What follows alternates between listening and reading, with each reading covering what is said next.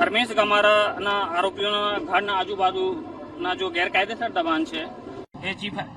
Officer Dhandhuka દ્વારા identify કરી લીધા છે અને કાયદેકીય પ્રક્રિયા પૂર્ણ થઈ ગયા છે. એ આજે દૂર કરવામાં આવશે અને આ પછી સિટી સર્વે સુપ્રિન્ટેન્ડન્ટ ધંધુકા અને નગરપાલિકા દ્વારા અહીંયા 4 મકાનોની દબાણ આઈડેન્ટિફાઈ કરી લેવામાં આવે છે અને આ જો છે તો આમાં બધા પ્રોસેસ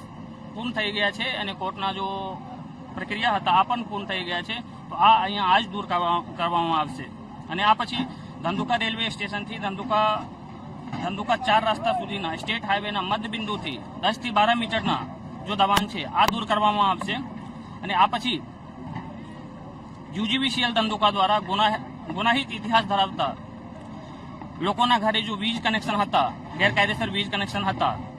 આ પણ દૂર કરવામાં ઓલરેડી આવેલ છે અને આમાં જો છે એફઆઈઆર દાખલ કરવાની પ્રક્રિયા પણ પૂરું કરી દીધા છે. ધંધુકાના બધા વહીવટી તંત્ર,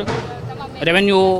police, RNB estate, city survey superintendent, નગરપાલિકા, આરએનબી એસ્ટેટ બધા વહીવટી તંત્ર અહીંયા હાજર છે અને પોલીસના ઘણા બધા બંદોબસ્ત છે અને આ બધા દ્વારા એક સામૂહિક વહીવટી તંત્ર દ્વારા આ દબાણ જો છે દૂર કરવામાં આવી રહ્યા છે.